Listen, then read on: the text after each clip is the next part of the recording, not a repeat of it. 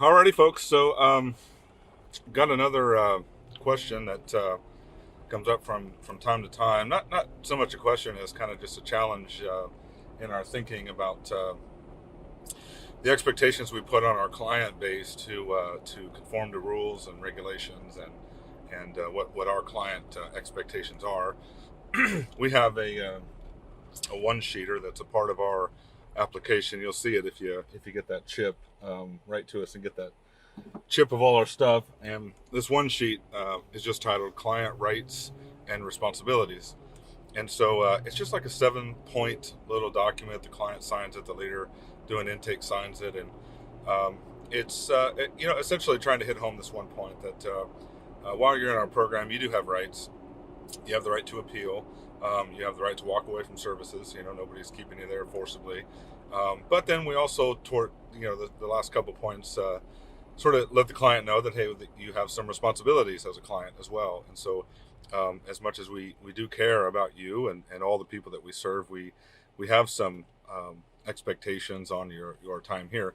But I wanted to talk about those expectations because I think it can become either your thought on this, your ideology on this, either is truly going to liberate you to be able to serve a much broader client base, or your thought processes on this are going to kind of keep you trapped. And what I've seen it do is keep some leaders trapped in this sort of just very frustrated mode. And the mode goes something like this: like, why won't they do what they're supposed to do? Like, all they got to do is do this, and all they got to do this, and everything is provided. And you'll just keep racking your brain and racking your head and stressing yourself out if your expectations of what your clients' abilities or inabilities are, if your expectations are so far distanced from what the reality of those your clients are doing.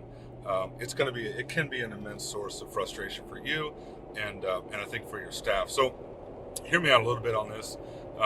We have a lot of people we house, somewhere over 700 people all across Arizona, and as you guys know, I mean, they're in multiple different types of programs.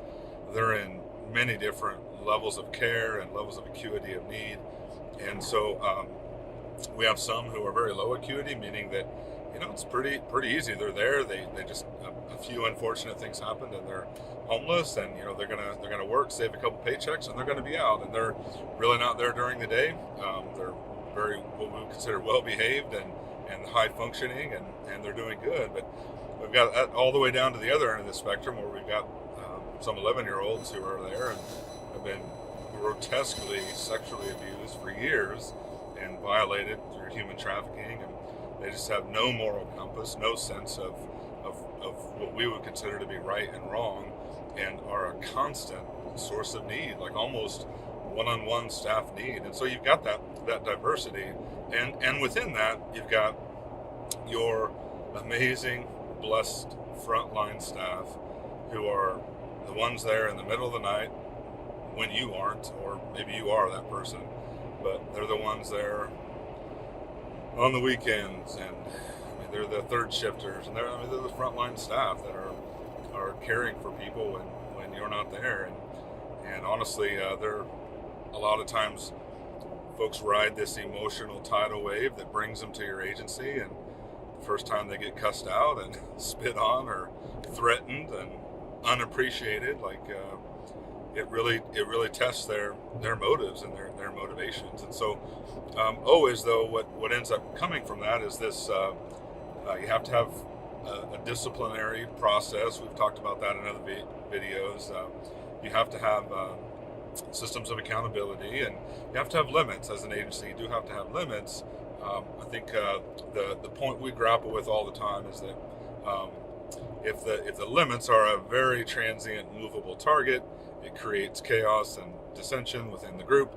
If it's a sure, hard, fast, immovable target for everyone, that doesn't work for a lot of people, and you end up having to kick a lot of people out. So how do you do this? One of the things that I've encouraged all of our programs. We had a late night conference call with one of our dream centers in Arizona here, and we talked through this, and I mean, this is kind of the tone we've taken in our programs here in Phoenix and Arizona abroad, and it goes a little something like this. Like our mentality sometimes is for how clients are doing. Like you think about Ann versus John, and how are they doing? Our mentality sometimes to measure that mentally and emotionally is, well, are they following the rules? Are they compliant? Are they respectful to the staff and things like that? And so it's sometimes the tendency is to want to measure how a client's doing based on purely their compliance, and that's not wrong. It's not wrong to do it that way, but we've found that it is, to us, an incomplete way of looking at things. What we are looking for more so in our programs is compliance to a degree, but compliance as a byproduct, not as the prime product. And so what we're looking for is progress. We're looking for clients who are making progress. And the whole philosophy is this, honestly. Think about this statement. If you have clients in your program and they can follow all of your rules and they're 100% compliant in every area, do they really need your program? I mean, do they honestly need your program? Like, maybe the structure helps them a little bit, but you get someone come in and they're an all-star in every area and they're doing fine. Like, I kind of question, what need are we really filling? If they can do that with you, can't they do that right away out there in the community? And sometimes the answer is no. I get it. It's a simplification, but for us, that's the philosophy we've taken with regard to how is a particular client doing. Yes, we look at their compliance, but we look at compliance in the context of not so much are they a major rule breaker, are they actually progressing in the program? So it starts with this fundamental principle that if they've come to your program, they're not compliant with society in some way. Like, it may have been forced upon them, it may be totally not their fault, but there's something going on in their life that they can't function in society, right? That's why I think they're at our doors, because they actually need help with that. They need to grow. They need help growing. And so it's that growth, it's that progress that we really measure rather than purely compliance.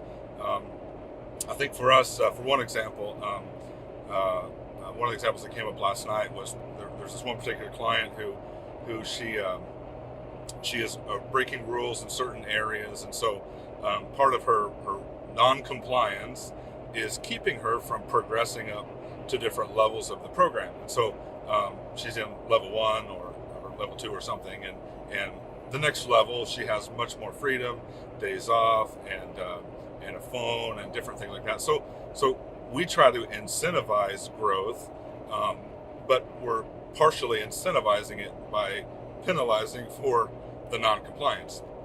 And so if you just had the penalizing for non-compliance and no incentivizing for growth, for her to be able to have more freedoms and progress through, then you've got this penal system, and actually, whether you intend to or not, you've just moved people through a system of and what motivates them is they don't want to get in trouble. And what we found is that'll make people do just enough. It'll create an environment where people do just enough to not get in trouble, and that's not creating world changers in our opinion. We want to instill in people this value that many of them don't have. That is a hard-working ethic, yes. That is and I can do it. I can dream again effort, yes. But at some point, you got to put teeth to the dream, and you got to make sure the hard work is going somewhere.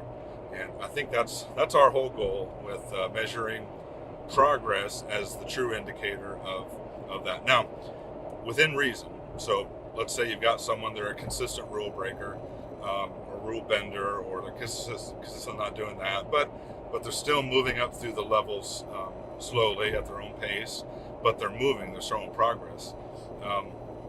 That person is going to be with us despite the rule infractions and different things like that. However, one other person, rule infractions within reason, I should say that. So obviously abuse, and if they're minor rule infraction, if it affects other people's progress, you have to do corrective action that's sometimes a termination on something like that. But if it's contained, and if it's something that they're just working out, like this one case, she didn't clean the laundry room, and so she had put her foot down and was not cleaning the laundry room. And so what I encouraged the staff was, well, if her